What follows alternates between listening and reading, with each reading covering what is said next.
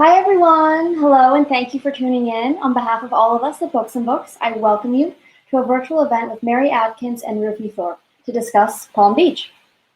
Mary Adkins is the author of When You Read This, Privilege, and, of course, Palm Beach, a native of the American South and a graduate of Duke University and Yale Law School. Her writing has appeared in the New York Times and the Atlantic.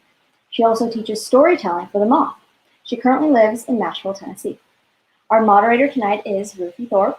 Rufi received her MFA from the University of Virginia in 2009, and she's the author of 3 novels, The Girls from Corona Del Mar, Dear Fang with Love, and her most recent, The Knockout Queen, which was a finalist for the Faulkner Award. She currently lives in California with her husband and 2 sons. So a little bit about your screens. Throughout tonight's broadcast, you're invited to ask questions by using the Ask a Question feature at the bottom of the screen. And of course, you can order copies of Palm Beach by pressing the green button that's right below, and that takes you to our general shop site where you can order any of Mary's books as well as any of Rufi's books as well. So we appreciate each and every one of you joining us tonight, and of course we appreciate every order and every donation from the viewers everywhere. And now, without further ado, let me bring Mary and Rufi to the screen.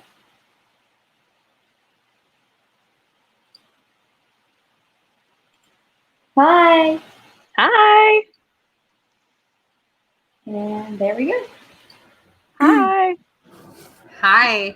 Oh, I'm so excited to get to do this with you. Me too. Thank you for doing it with me. It's such a fun book. Do you want to give, for people who haven't read it, do you want to give like a little brief log line of the premise, or I can if you want? Yeah. So it's about, I'm bad at doing this briefly, but it's about a couple, Mickey and Rebecca, who leave New York and move to Florida with their new baby when Mickey, who is an actor / caterer, gets offered a job running the household of a very wealthy client, a catering client of his. And what happens to them once they make it to Florida, Palm Beach, Florida. So where did this book start for you? Like, what was the initial seed of the idea? So I lived in New York for many years with and met my husband in 2013. And I was a lawyer and a writer in New York. Lawyer briefly, writer for a longer time. My husband, when I met him, was an actor, and so were most of his friends. And that meant they were also caterers, which I'd never known like that, really known many people in that community. So I got to, like, his friends became my friends. And so suddenly I was in this friend group where everybody had these kind of side hustles, catering all the time. And we lived in New York City. So like the people that they catered for were like some of the wealthiest people in the world often. And so I, as a writer, of course, like I found this fascinating, and I love to hear the stories that they came home with. So I think that was really like the beginning, was just like years of watching that and kind of hearing stories from them. No wonder the details are so good in this book. Yeah, because I heard that for so long, and it wasn't like, I would definitely not say I spent that time thinking I'm going to write a novel about this. Like I didn't think of it that way. I just knew I loved hearing those stories, and I loved hearing those details. And so when I started, I think it was in like 2018, 2019 when the idea for this book came to me. And I was thinking of it more from Rebecca's point of view, actually, like a new mom who is very principled and struggling to accept her husband's choices ethically. And then the catering world just seemed like a great place to set that kind of struggle. Oh, absolutely. Well, and you do, how did you decide to set it in Palm Beach? Because that is, to me, I feel like partially because of the Trump presidency, like all of us suddenly became so much more aware of just like Florida. Exactly. You know? Yeah. Like we were aware of Mar-a-Lago, and that's where like this sort of the ethical interest and like how one person lives with another person's ethical decisions when they're family was, I feel like everybody was kind of thinking about that and talking about that at the time. I certainly was, because this was like the first couple of years of the Trump presidency. So I think I was really interested in that question. And then everyone was also talking about Mar-a-Lago. So sometime in this period, we took a vacation down to Palm Beach, and we had never been there before. And when I got down there, it just seemed perfect. It seemed perfect for setting a novel there, because it was like, just the Palm Beach itself was like so pristine. It was the only place I can think of that I could compare it to is like certain parts of the Hamptons. It just felt like very high, high hedges, spotless streets, like almost not a real place, like a made up place kind of. Yeah, like not really lived in. Like you didn't see people, you didn't really see humans. You just saw like houses. You just saw real estate.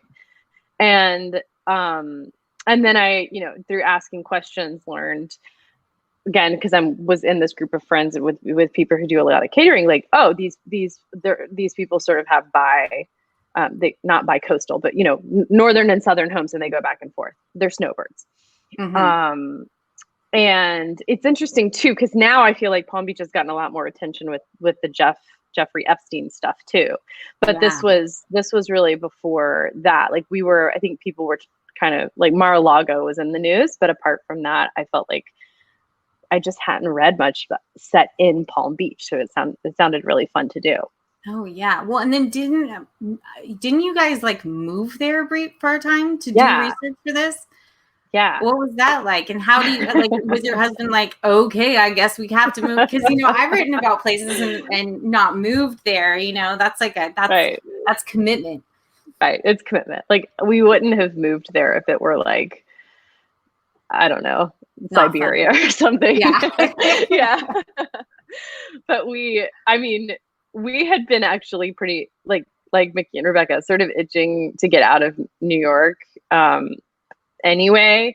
And we really wanted, like, winter was coming and my husband was applying to grad schools, and I was like working on this book and like doing some other remote work. And so there was nothing tethering us to New York, and it just kind of made sense. Like we knew we would move wherever he got into grad school by the following fall. So we had this kind of period to kill that included a winter in New York City. We'd both lived through a lot of those, enough of those to know we didn't want to do it. So it just made sense life-wise, and it was perfect because I did want to like really get to know the town that I was writing about. So we went down there for about 8 months. So what are like some of the details that you feel like you got from having lived there instead of just having visited? Yeah, I think, good. Such a good, well, I'll tell you what I was really excited about, and it probably excites me way more than is warranted or that anyone else appreciates. But I was super happy when I realized that the planes that take off from Palm Beach internationally were rerouted whenever the president was in town at Mar-a-Lago, so that they would not fly over his estate. So like you could tell if he was in town, because whenever he was in town, they would like go this way instead of that way. And it was just such a fun detail because and it's in the book, because I could imagine like the other billionaires on Palm Beach being very annoyed by that. Oh yeah. And turns out they were. When I looked it up, they were very annoyed by that because because it's loud air traffic, which is exactly why he didn't want the planes flying over Mar-a-Lago. So then I started to just come up with this fun conspiracy theory about how maybe that's why he actually ran for president, just so that he could get rid of the air traffic. Yeah. Were there any other like cool pieces of research that you got to? I feel like for me, the biggest, funnest part of being a fiction writer is nosily like learning about all sorts of worlds and things that I didn't know about before. Were there any like bits of research you had to do for this that were like you weren't even necessarily expecting to be as juicy and fun as they were?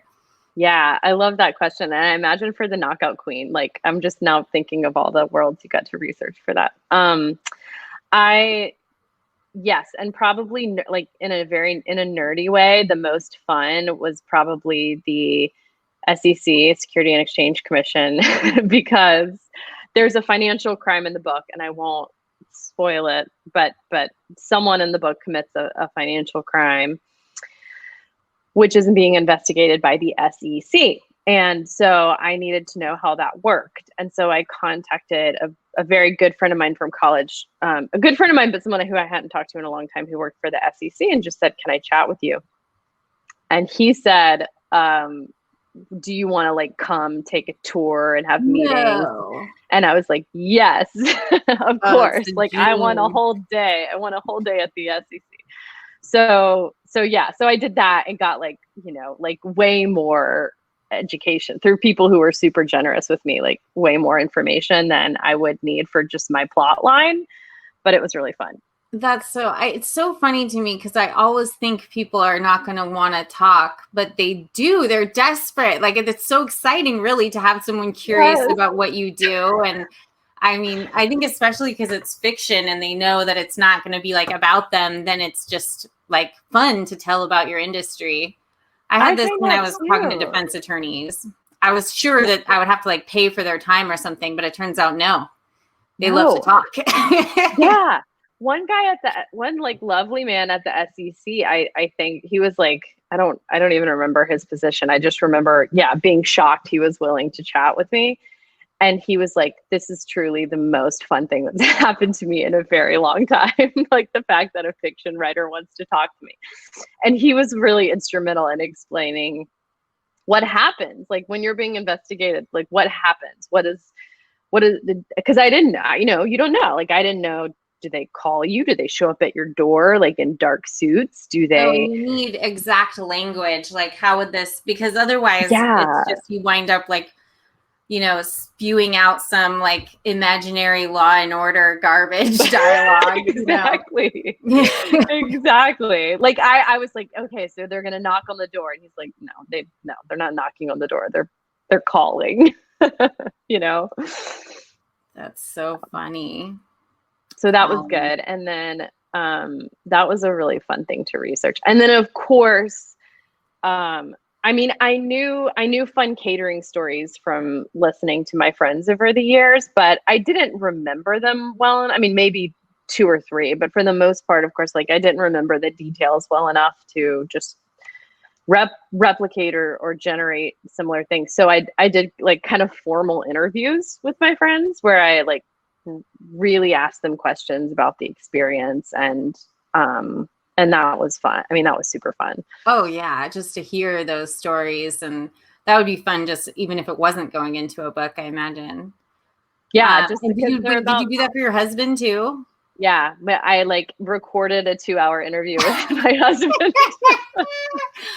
Oh, that's wonderful. Which is where stuff came out that I didn't like. I couldn't believe some of the stuff that he told me. Like I think you mentioned you like the Henry Kissinger line. Yes. like all of that. That wasn't the exact line, but it was something like that where it was just like a casual mention of Henry Kissinger. And I'm like, can't believe you've been holding this back. Oh, it's so going to be a cool thing. Even just like, I bet that in 20 years, if you still have the recording of that interview, it will delight both of you just to like hear your younger selves like talking about all this. And the other thing that I was thinking about as I was reading it is, I mean, there's a really, well, this is really 2 questions. I'm trying to decide like which one to do first. There's a lot of moral complexity in the book, and I think that that's one of its strengths. And it's sort of interesting because you're making use, we all have this fascination with wealth. And on the one hand, like the American dream is to make wealth, is to get a job and buy a house and become prosperous, right? I mean, that's what it is. And at the same time, there's this tremendous suspicion of wealth and of elitism, and you know that a good man is a decent man is the common man, and there's this sort of like way in which we are suspicious of the moral values of people that are wealthy enough to basically do whatever they want. And I feel like fiction is always to some extent wish fulfillment, right? And so being able to peek into these rich people's lives is part of the fun. It's part of why those catering stories are fun. We want to see, because on one level, we all want to imagine ourselves as being able to have all of that. And at the same time, we then feel an intense need to hate them so that we can feel glad that we're ourselves. And it just struck me as really complicated to navigate as a novelist, because you don't want to vilify anyone, but you also don't want to make apologies for anyone. How did you think about it as you were writing it? Did you feel like the pressure of the reader's need for the rich people to be one way or another? Or was that just it seemed effortless? I think, well, luckily, I kind of feel like I was able to explore that pretty explicitly through Rebecca. Mickey's pretty chill about it, because I think he's more of a means to an ends guy. I mean, I don't know. He doesn't seem to feel much internal conflict around working for this particular couple, but for his wife, Rebecca, who takes issue, basically they get to Palm Beach and he's working for this very wealthy man, but a man whom Rebecca respects, because she thinks he made his money in sort of a fair way that's not ethically problematic. And then Mickey gets poached by this even wealthier man who Rebecca thinks is has made his money in really dirty ways. And so she's really struggling with that, because she's why are you working? I mean, and they have a debate about it. So she's really explicit, I think, about her own principles and how they're coming up. Well, and I think that's really smart, because her head-on wrestling with it on the page relieves the reader of having to do that work. And instead, then they can just relax and know that you're aware of the complexities and that it's gonna be kind of handled. But then in some other way, I feel like the whole book is problematizing her simple way of thinking about it, and taking what we think about who's a good guy and who's a bad guy, and just making it more and harder to kind of decide. Right, because she gets, I mean, again, I don't think this is much of a spoiler, but she gets to know them, and then the thing happens that often happens, I think, when we get to know people, which is that we realize they're more complex than we thought, and I think her kind of hard line, I was thinking of her whole storyline as really she has these principles, and then life comes in and she gets to know this person, and she has this need, and she has this interest, and it just starts to sort of gets messy. And I feel like Ms. Stone is sort of this, she's my favorite character in the book. She's so wonderful. I don't know. Do you have favorite characters when you're writing? Do you have ones that I loved her too. I think she was my favorite character too. Yeah.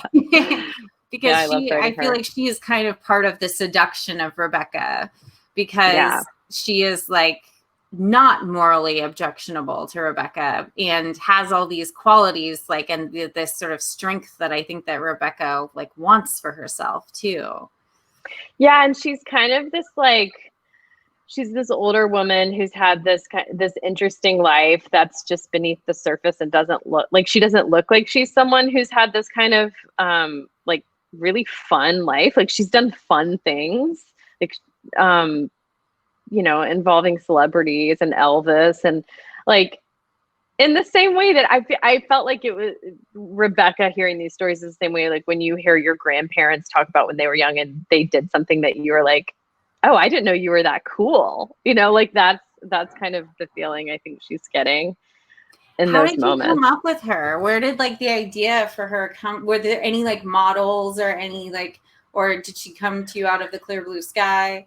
She was a bit of a composite. I really wanted her to have made a lot of her own wealth, because speaking of the moral complexity, I thought it was a lot more interesting if it wasn't just the billionaire's wife is she's always been married to him and he made all the money. But I thought it would be a lot more interesting if she'd come into great wealth on her own, and then met this person.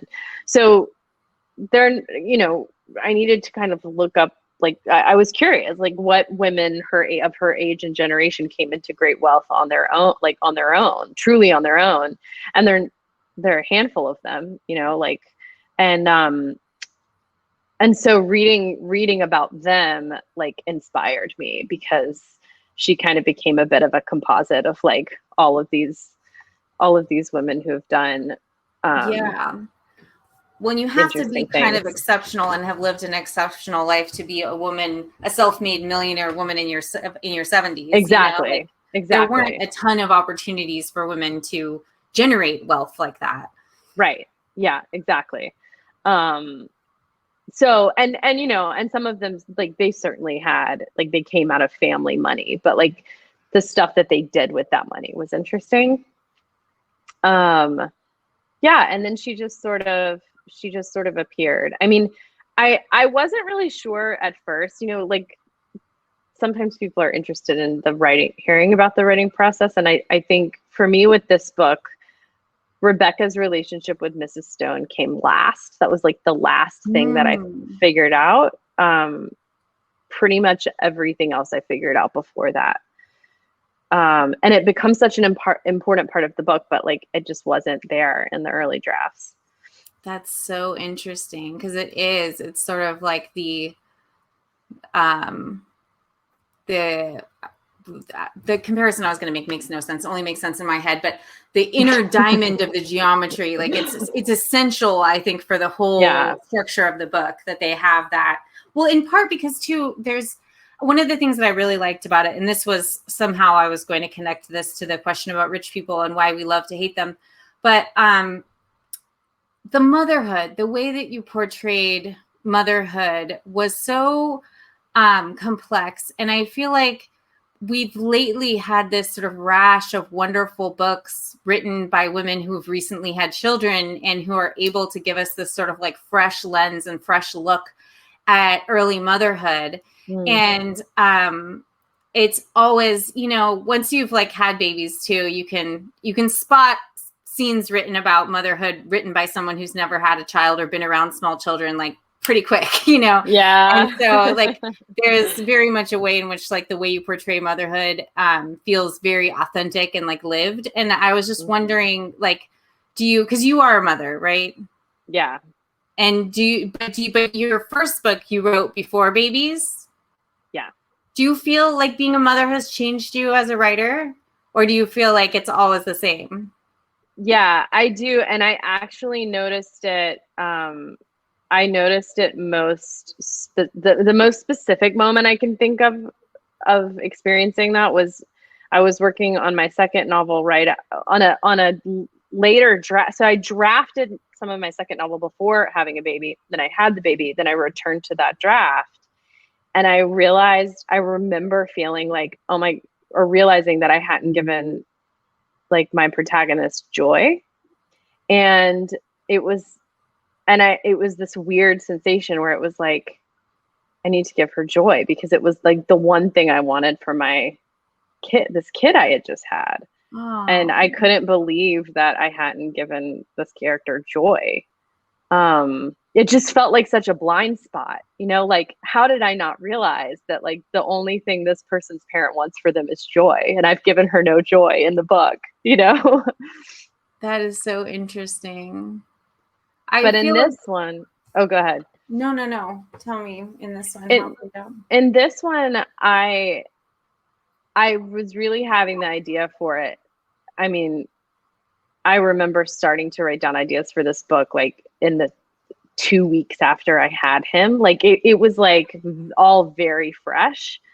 So I really, that like very early motherhood specifically experience, I think really worked its way into this writing for that reason. Cause it was all, I was like jotting down ideas as I was breast pumping and, in that state.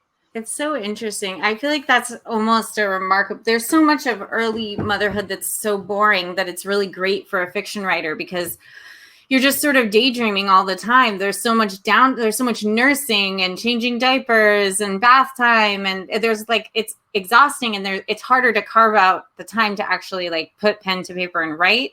but Yeah. you have all the time in the world to just think in your head about these imaginary people.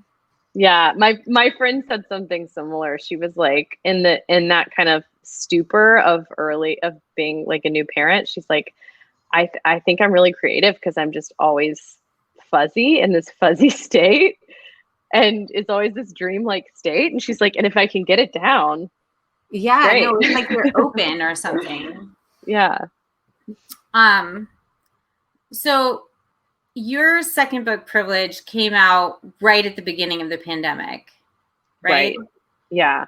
Like during March and no one could think about or talk about anything other than the pandemic. Yeah. So that must have been kind of crummy. Yeah. And then you couldn't have imagined that you would be putting out another book still kind of in a pandemic. What is it like, and what is doing like the events for this book, and what are your own like expectations for this book compared? Do you know what I mean? Like how is it different, these two releases? Yeah. Oh my gosh, that's so weird. You're so right. Like it never would have occurred to me that there would be a kind of also like a semi-pandemic release for the next book. Yeah. Yeah, it was really disappointing. You know, of course it was disappointing. Like I had a whole book tour scheduled, in-person book tour, because no one did these Zoom events, you know, in 2020. And then is my internet still working? Yes. Yeah, okay. And canceled that. And then, yeah, and it was basically sort of a, you know, quiet. And, but now it sounds like, I mean, just from kind of, you know, chatting with my team at Harper and stuff, it like a cool thing to come out of the pandemic has been, I think, a lot of these Zoom book events, because you can just like attend stuff that you never could have attended otherwise, because it used to be that everything was in person. And I'm totally into. Oh, go ahead. Well, and you're in Nashville and I'm in LA, and we wouldn't be able to just do this if they weren't willing to fly you to LA, which they probably would have flown you to LA. But you know what I mean? I've gotten to do events with people that I never would have gotten to sit in the same room with, you know? Exactly. And I've gotten to attend so many, which is so much fun. I love that. It was totally a silver lining of the pandemic for me. I feel like in the heat of the pandemic, I would just like I would just try to find book events and just every night fill my nights with book launch events, because it was so much fun to get to go, you know? It is. So, there's something like your spy, like it feels very voyeuristic somehow with the Zoom cameras, and you're like looking into people's houses, and it's very intimate. I think it's compelling to fiction writers, especially. Yeah, it is. And like just getting to hear how other people are experiencing. I mean, I don't think before this, you know, last year, I had probably been to under 10. I could probably count the number of book launches I've been to on two hands, because it was like, I lived in New York, but it's not like I was going to one every weekend. I would just like, when a friend invited me or when there was an author I was excited about, I would go. But when they're in person, you know, you're limited. So this launch is different because there are a couple of in-person things, and then just all virtual. Yeah. It's a combo. Yeah. Which I hate going on book tour, because I hate being alone in the hotel room after like rethinking every single dumb thing I said. So there are other benefits too, just to not having it be this big long production. So how did you become a writer? Like, did you always know that you wanted to be a writer? You went to law school and were briefly a lawyer? Yeah, I was a lawyer. I was only a lawyer for 7 months. And so very short, very briefly a lawyer. I knew I really liked law school, but I knew as soon as I started practicing, I didn't want to be a lawyer. It was pretty clear to me. So I immediately started looking for a way out, and it took me about 7 months to find that way out. And then was like pretty dedicated. I mean, I was just doing anything I could to pay bills while I was writing and living in Brooklyn, which is where my friend Jocelyn said Brooklyn is where writers go to die. And that's what I was doing. but yeah, I mean, I think many writers, I loved it since I was a kid. I mean, I always wrote little stories and Were you a big reader as a kid? and was a huge reader as a kid. And yeah, what was like 10-year-old Mary's jam? Like, what were those books that you were like addicted to when you were a kid? Like The Island of the Blue Dolphins. Oh yeah. Which was so good. I think I read that a lot of times. And like the Boxcar Children and some old stuff like Anne of Green Gables and Little Women. Like Anne of Green Gables was huge for me. I loved Anne of Green Gables. And then I got, and then I was into the Nancy Drew. I mean, really, like, I just loved it. I loved getting books assigned in school. It was like, people would complain and I'd be like, yeah, I hate it. I'm so sad I have to read this. Did you I know that I felt like I wasn't allowed to want to be a writer because it was sort of just a ridiculous thing to want to do. So I kept trying to find like a side hustle that I could have so that I could be a writer. Was that what lawyering was for you? Or was it part of like a vision of yourself that just like crumbled when you tried to enter it? Or yeah, I think it was kind of both. Because I remember like I graduated from college and I was like, I'm going to be a writer. Like I did have the, I had like the vision of myself still intact to believe that. And then I moved to New York and it was like too hard. I mean, it was like I was working a few jobs and I was like, I don't have anything to say and writing is hard. Oh, yeah. I'm going to go to law school. Like law school was like a way easier path. And then it was like, yes, I can just go to law school and that's going to be my career and it'll be easy and I'll make it, like everything will be great. And so, yeah. And I love law school. Law school was super fun. I mean, I met my best friends there. I'd always liked being a student. So it was fun because I just like got to learn. And then when I was in the real world, it was like just a slap in the face. Like, oh, this is not who I'm not going to be this person. No way. Have you read Anna Dorn's Bad Lawyer? No. She kind of had a similar thing where she became a lawyer and then immediately was like, oh, I'm a bad lawyer. Like, I don't want to do this at all. But it's a really good book. I love the title. Yes, it's a good title too.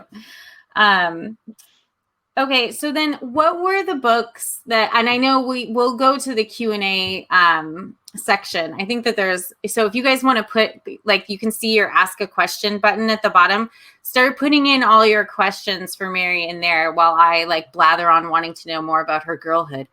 But beyond like Anne of Green Gables and when you were littler, what were the books that made you think like, oh, I want to be a novelist? Like I could write books like this, like the books that more kind of as an adult, like you were like, I think I could do something like that. Wow. That's or that you wanted to be able to do it.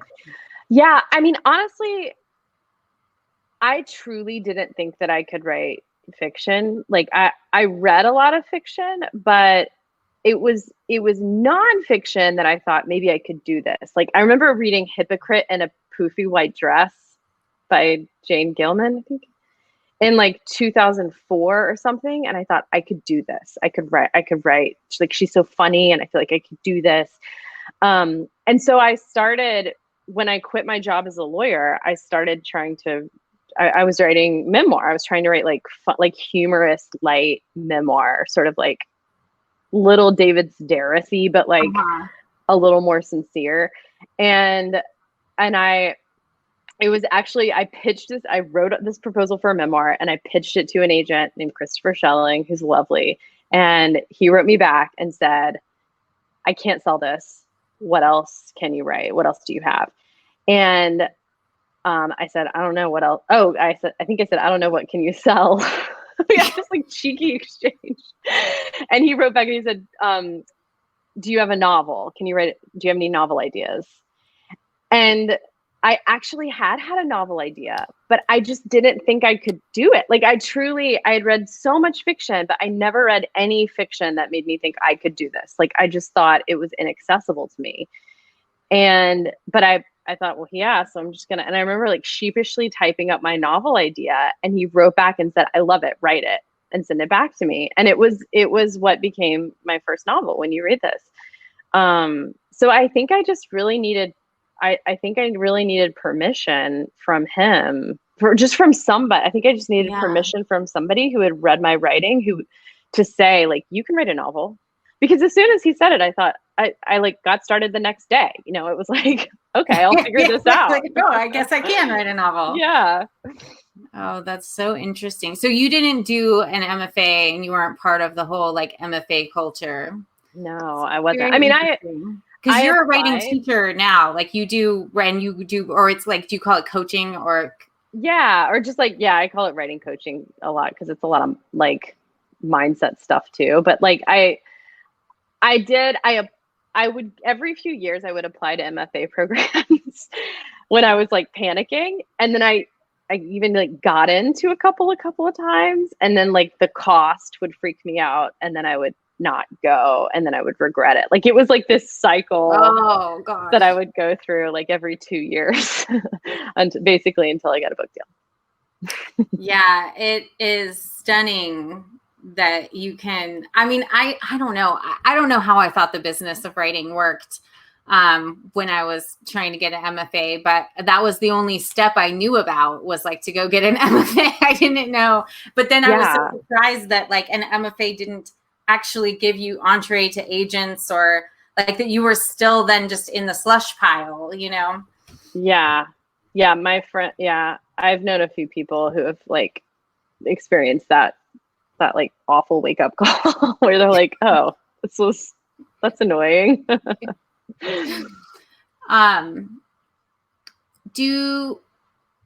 Well, I know I don't have. Okay. If you had to give advice to young writers out there, baby writers, what would be your like biggest piece of advice that you would give? Right. Like what you love to read, I think, because I know I spent a long time like trying to write what I thought I should be writing, or what other people, or what was smart, or what was prestigious, or what I thought other people wanted to read. And then whenever I just write what I want to read, I feel like my writing's better and I have more fun, which is the point, you know? Yeah, no, absolutely. The idea that I think that there's an old and dying archetype of the sort of tortured artist, where writing is painful and your blood age and everything. Really, I think that writing is kind of a lot of fun. Yeah. And this is definitely a very, very fun book. Thanks. So, okay. Let's look at the questions. Yeah. Yeah. So I love how unpredictable your plot is. Did you have an outline for your book, or did you let the story direct you as you wrote it? It's a good question. Yeah, great question. So I knew vaguely what I was writing toward. Like I knew there was going to be like a big event kind of, and I knew what I was writing toward. But that was it. Like I didn't sort of outline the steps to get there. That I let unfold, and that's actually how I like to write. I know I love hearing from writers about whether they outline. Do you outline? I do, but it's I feel like you can't outline the corset too tight. You have to leave all sorts of blanks in order for the stuff that's going to show up along the way. Yeah, I love that description. I think, yeah, for me, it's kind of, so I guess in a way it is a very, very sparse outline, because I kind of know these like milestone points I'm going to hit, and then I just let it kind of move in that direction. What is your, like, do you write like at a desk? Do you, what is your like writing ritual kind of? Oh, speaking of new parenthood, after I had a baby, I found it really hard to write at the computer. So I started handwriting in a notebook, which is what I do now. So, because it worked really well after I had my son, it was like, oh, this is so much easier. Like I feel so much less pressure when I'm just writing in a notebook. And so I just kept that up. And now I feel I'm like such a purist about it. Like I only write by hand and then I transcribe it. Yeah, I feel like you would have more permission somehow writing for like longhand for it to be bad. Because the last time that I was writing longhand, I was like 15 and it was all very, very bad. Yes, you know? It's all terrible. And what I would do, because I was really struggling right after I had my son, so I would be writing in my journal, like tell myself that I was writing morning pages or whatever, that it was just a journal entry, and then kind of trick my brain into segueing into a scene. So I had all these scenes that were just buried in journal entries because that's how I tricked myself into writing them. That's so interesting. That's a good trick. Yeah, it worked for me then. I mean, I haven't struggled that much since then. Now I'll just sit down and actually write a scene. But yeah, it does. It feels a lot less precious. Handwriting feels a lot less precious to me. So then the next question, your characters judge people for their wealth until it starts to benefit them. Why did you want to focus on that shift in perception? I think they say, I don't know, I've heard someone say that like we all just write about one thing over and over again. And I kind of feel like my one thing in a way is like, do we just believe what we have an incentive to believe? Like, that's really interesting to me. And so I think that's why, I think we have principles, and then when they become inconvenient, do we just shift them? Probably, and how does that like manifest? I think that's interesting. So that's probably where that came from. That makes a lot of sense. I do think it's true too that we just write the same thing over and over again. And I think I first heard that in like a Betsy Lerner book called The Woods for the Trees. I don't know if you've read that one, but it's pretty good. No. It's sort of like having a psychoanalyst that specializes in writers. She's like, listen, you're messed up in this specific way. You're neurotic in all these ways. You have to find it's like, you're like, oh, I am. Thank you, Betsy, for that's great. But anyway, she says like, you only are going to have like one or two subjects. Like you get your little patch of earth, but like, don't worry if you're just writing the same thing over and over again. That's all that anyone does. Oh, it's like a reassurance. I like that.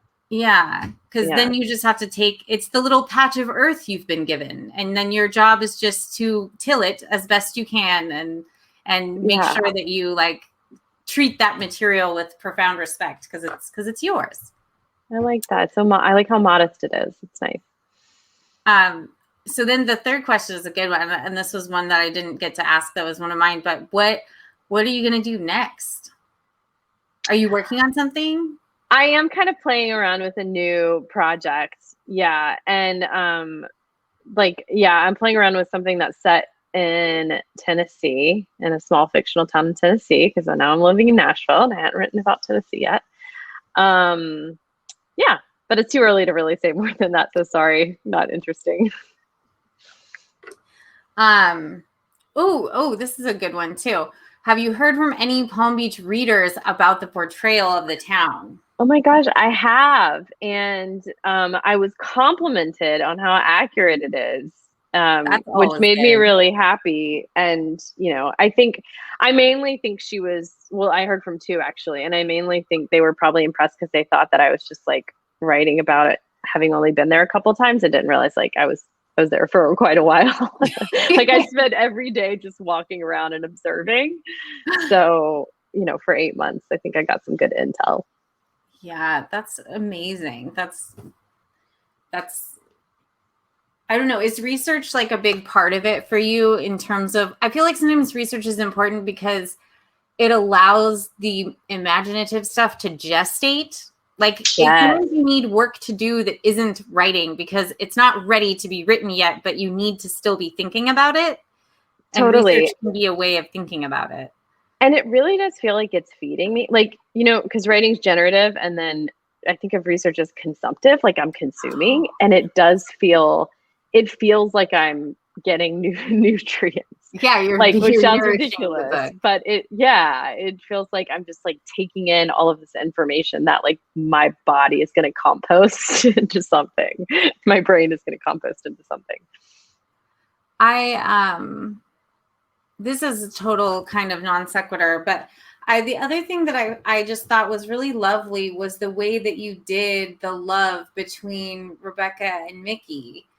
And I just felt like it was satisfying, and in terms of like hitting our readerly desires of the kind of wish fulfillment of a love story, but also being deeply like human.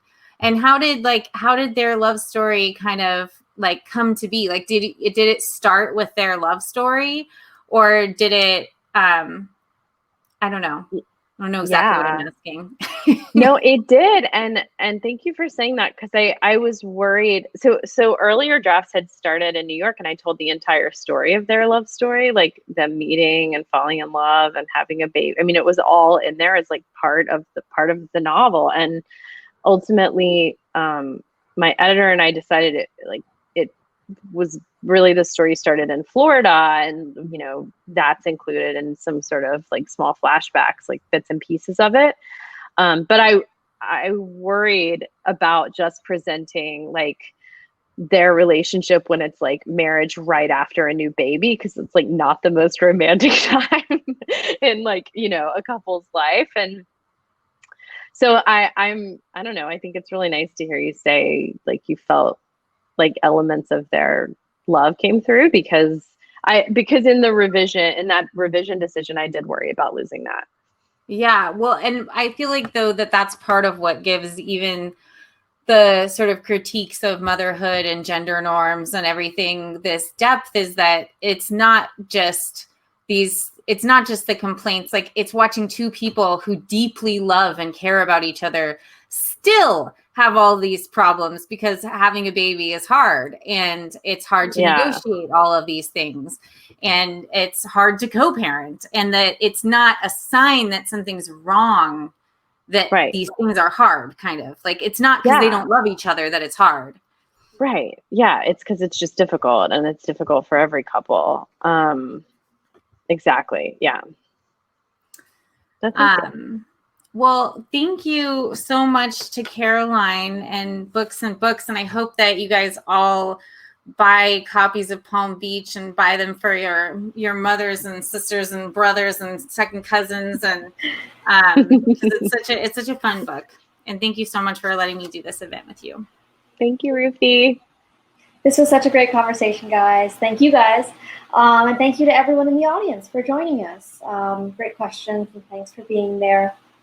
Again, if you haven't bought the book, you can do so by clicking the green button, and every purchase supports Books and Books, which of course we love. So we hope we can see you guys at our next event, and hopefully in the store very soon. Love Books and Books. Thank you, guys. Thanks, Caroline. Bye, guys. Have a good night. Bye. Thanks for coming.